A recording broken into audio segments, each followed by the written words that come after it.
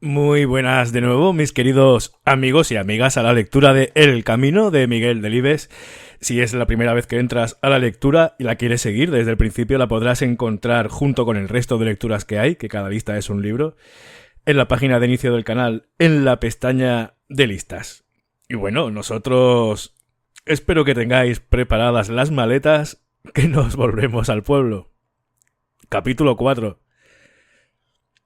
Las cosas pasaron en su momento y ahora Daniel, el mochuelo, las recordaba con fruición. Su padre, el quesero, pensó un nombre antes de tener un hijo.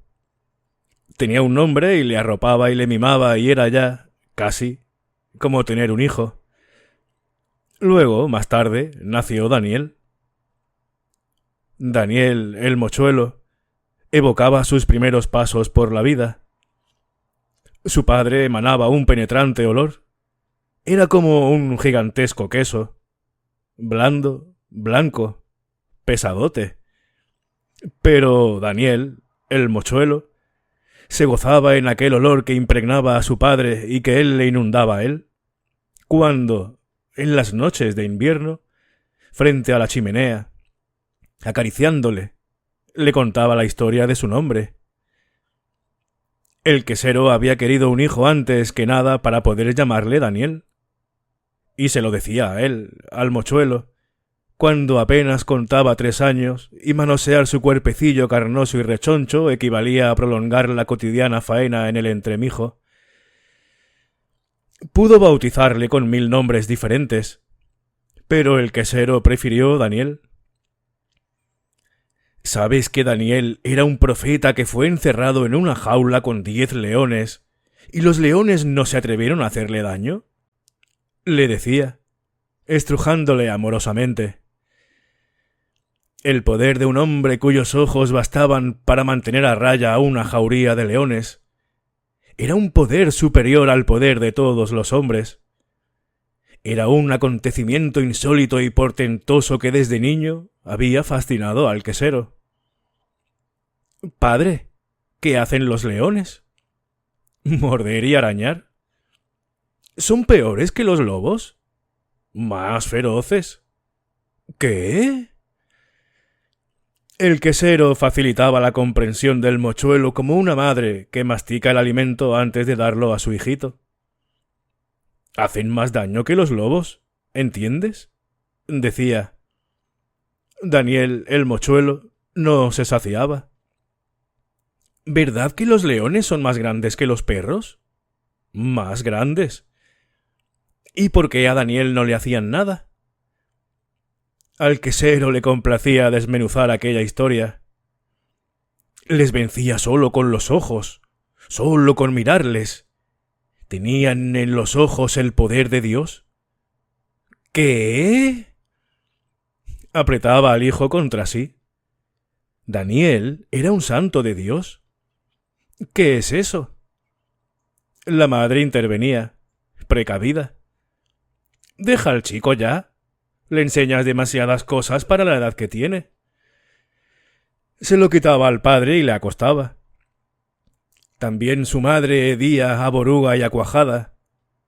Todo, en su casa, olía a cuajada y a requesón. Ellos mismos eran un puro y decantado olor. Su padre llevaba aquel tufo hasta en el negro de las uñas de las manos.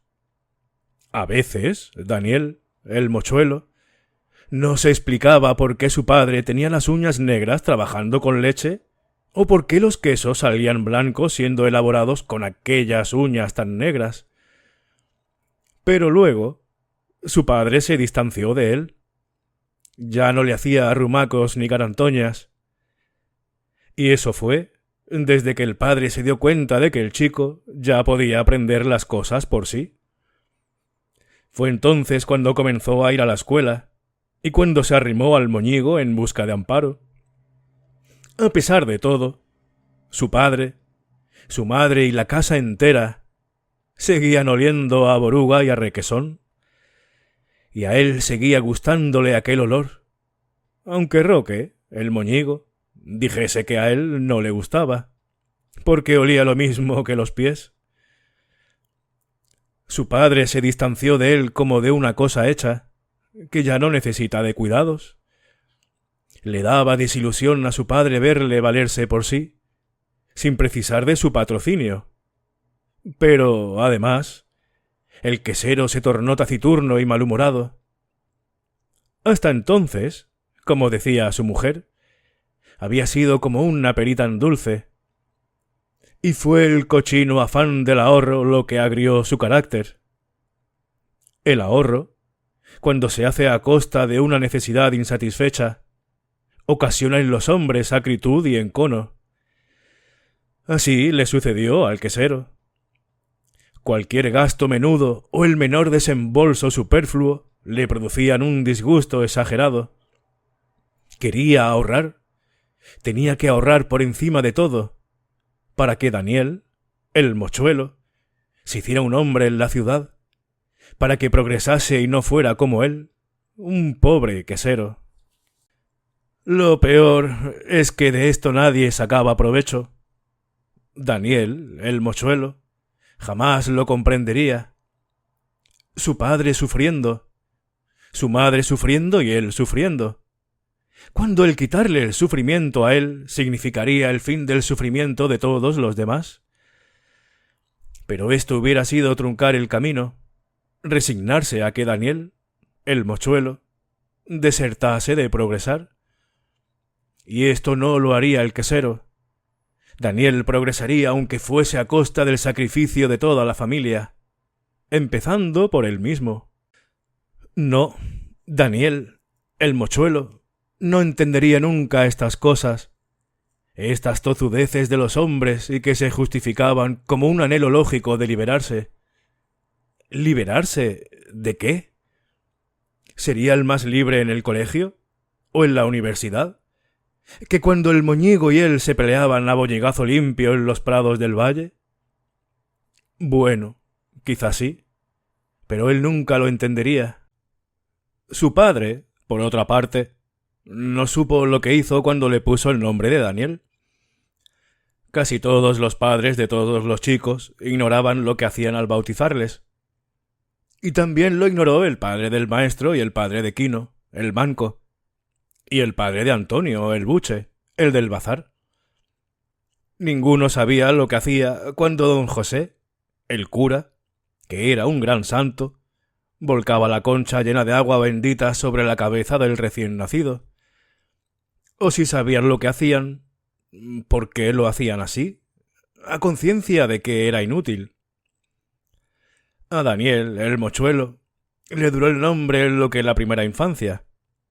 Ya en la escuela dejó de llamarse Daniel, como don Moisés, el maestro, dejó de llamarse Moisés a poco de llegar al pueblo.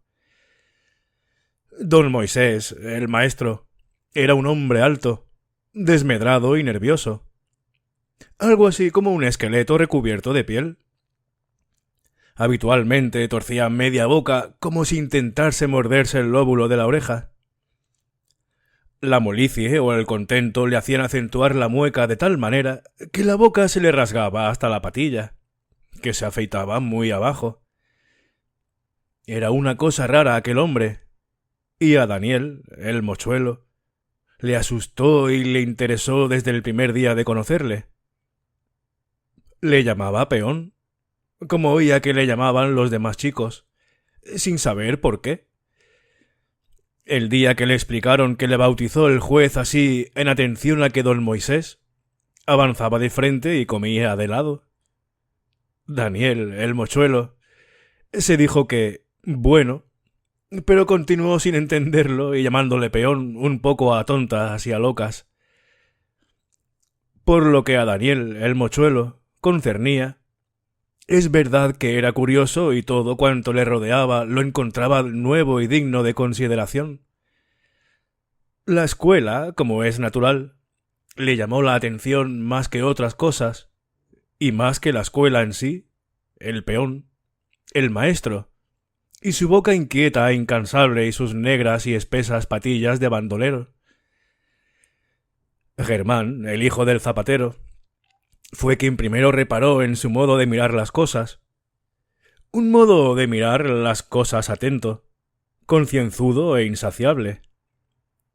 Fijaos, dijo, lo mira todo como si le asustase. Y todos le miraron con mortificante detenimiento. Y tiene los ojos verdes y redondos como los gatos, añadió un sobrino lejano de don Antonio, el marqués. Otro precisó aún más y fue el que dio en el clavo. Mira lo mismo que un mochuelo. Y con mochuelo se quedó. Pese a su padre y pese al profeta Daniel y pese a los 10 leones encerrados con él en una jaula y pese al poder hipnótico de los ojos del profeta. La mirada de Daniel, el mochuelo, por encima de los deseos de su padre, el quesero, no servía siquiera para apaciguar a una jauría de chiquillos. Daniel se quedó para usos domésticos. Fuera de casa solo se le llamaba el mochuelo. Su padre luchó un poco por conservar su antiguo nombre, y hasta un día se peleó con la mujeruca que traía el fresco en el mixto. Pero fue en balde.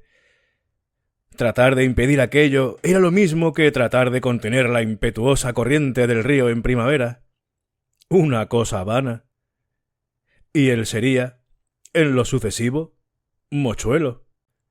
Como don Moisés era el peón, Roque el moñigo, Antonio el buche, doña Lola, la tendera, la guindilla mayor y las de teléfonos, las cacas y las lepóridas. Aquel pueblo administraba el sacramento del bautismo como una pródiga y mordaz desconsideración. Bien, pues aquí hemos terminado el capítulo de hoy con esta historia de por qué tiene este nombre tanto Daniel como el mote, el mochuelo. Me ha recordado un poco también a mi padre, porque a mí me llamaban Ceque, de Ezequiel, ¿no? Ceque, con Z y con K, de chico también, y eso me quedó hasta los 21 por ahí, lo de Ceque, y cuando tenía como 12, 13, 14 años, que fueron a llamarme y me dijeron, ¿está Ceque? Salió mi padre diciendo, aquí no hay ningún Ceque. Este se llama Ezequiel. Y bueno, le daba coraje, le daba rabia que me dijeran Ceque, no sé, bueno. Y me ha recordado al padre de este chiquillo también. Bueno, espero que os esté gustando la lectura y nos vemos en la siguiente. Hasta luego.